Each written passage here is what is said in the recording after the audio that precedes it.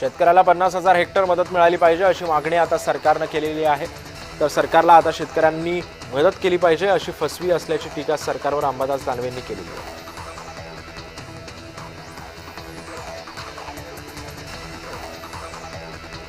शरद पवार गटाच्या ठाणे शहर जिल्हाध्यक्षपदी मनोज प्रधान यांची निवड झाली आहे। आमदार जितेंद्र आव्हाड यांचे निकटवर्तीय माजी नगरसेवक मनोज प्रधान यांची नियुक्ती करण्यात आली।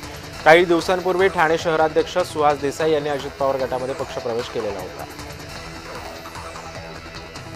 मुंबई अहमदाबाद राष्ट्रीय महामार्गावर कारचा भीषण अपघात झाला। अपघातामधील 4 जण गंभीररीत्या जखमी झालेले आहेत। जखमींवर सध्या रुग्णालयामध्ये उपचार सुरू असून महामार्ग पोलिसांनी दंड वसूल करण्यासाठी लावलेल्या बॅरिकेड्सला कार धडकली होती।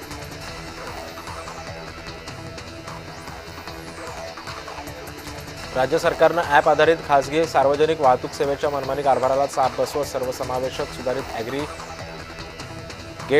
धोरण तयार केलंय। तर येत्या 2 दिवसांमध्ये ते लागू होणार असल्याचं सुद्धा परिवहन मंत्री प्रताप सरनाईक यांनी सांगितलं।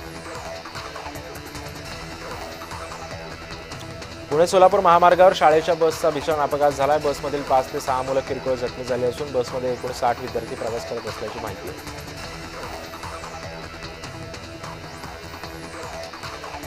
रत्नागिरीमध्ये वातावरणातील बदल आणि अनियमित पावसामुळे भात शेतीला मोठा फटका बसला। त्यामुळे आता शेतकरी चिंतेत सापडल्या। परतीच्या पावसामुळे कापलेली भात पिकं भिजल्यामुळे शेतीचं मोठं नुकसान होतं।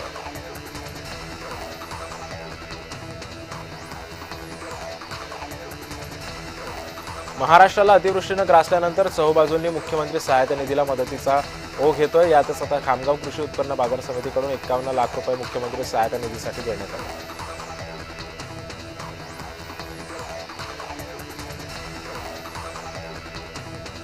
विरारच्या मनवेळपाडा येथील डीमार्टमध्ये ग्राहकाच्या बॅगची चोरी झाल्याची घटना समोर आली आहे। चोरटा बॅगची चोरी करताना सीसीटीव्हीमध्ये कैद झालाय।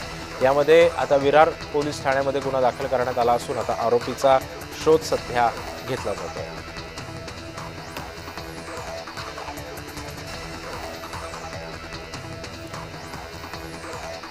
म्यानमारमध्ये एका धार्मिक कार्यक्रमादरम्यान पॅराग्लायडरने भीषण हल्ला करण्यात आलेला आहे। यामध्ये 24 जणांचा मृत्यू झाला असून 47 जण गंभीररीत्या जखमी झालेले आहेत। कार्यक्रमामध्ये काही जण सरकारी धोरणांविरोधात कॅन्डल मार्चचे नेतृत्व करत असताना हा बॉम्ब टाकण्यात आलेला आहे।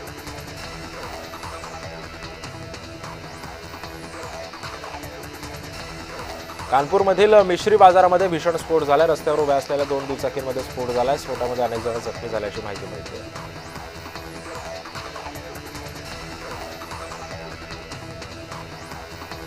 ग्राहकांसाठी आता लाईव्ह होणाऱ्या TGSBची पहिली बँक, कारण आता ग्राहकांच्या सेवेसाठी TGSB बँकनं आता महत्त्वाचं पाऊल उचललंय।